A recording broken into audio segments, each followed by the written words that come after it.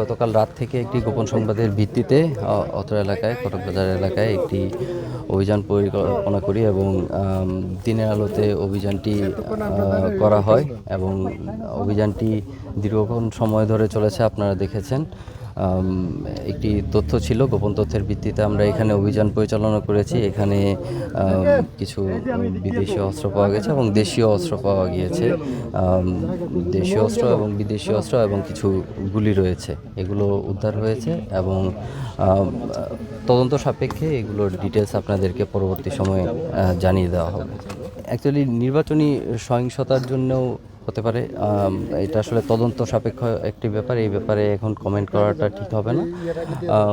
ধারণা করা হচ্ছে যে কিছু অস্ত্র জেলখানাতে থেকেও লুট হয়ে থাকতে পারে, কারণ আসামিদের অস্ত্র জেলখানাতে ছিল, হতে পারে এরকম। এবং নির্বাচন কেন্দ্রিক কিনা এগুলো তদন্ত সাপেক্ষ ব্যাপার, সুতরাং তদন্তাধীন ব্যাপার নিয়ে কমেন্টটা করতে যাচ্ছি না।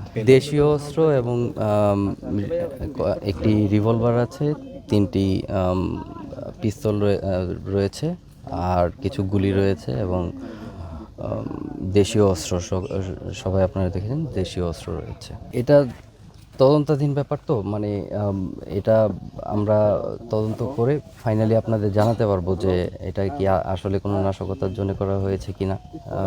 আমরা একটি গোপন সংবাদ পেয়েছিলাম, সেটার ভিত্তিতে আমরা একটি অভিযান পরিচালনা করেছি, সেখানে আমরা এই জিনিসগুলো পেয়েছি আসলে। ভাই একটা মিনিট আমরা সবাই রেডি হই না, এদের ভিডিও করে নাই একটু রেডি করি না আমরা,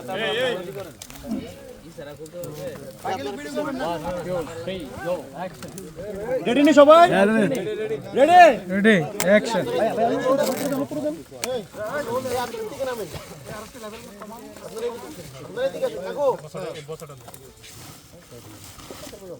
ভাই ভাই ভাই এই কাকা এই শরফ এই এদিকে কি সমস্যা কি? এই দূরে থাকেন এই এই কাজ শেষ হলো, কাজ শেষ হলো।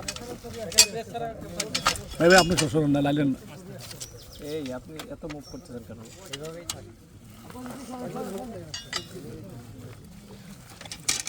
এই ভাই এই ভাই এই ভাই এই ভাই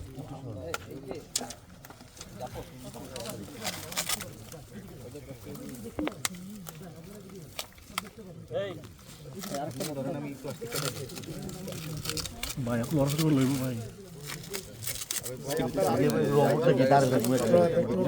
এক জায়গায় থাকেন না, একটু লং এ নিলে আমরা সবাই পাই আর রবট না ভাই। অস্ত্র হচ্ছে ব্যানের নিচে পাশে খুলেন ভাই, দুজন একটু কাছাকাছি যান প্লিজ। হ্যাঁ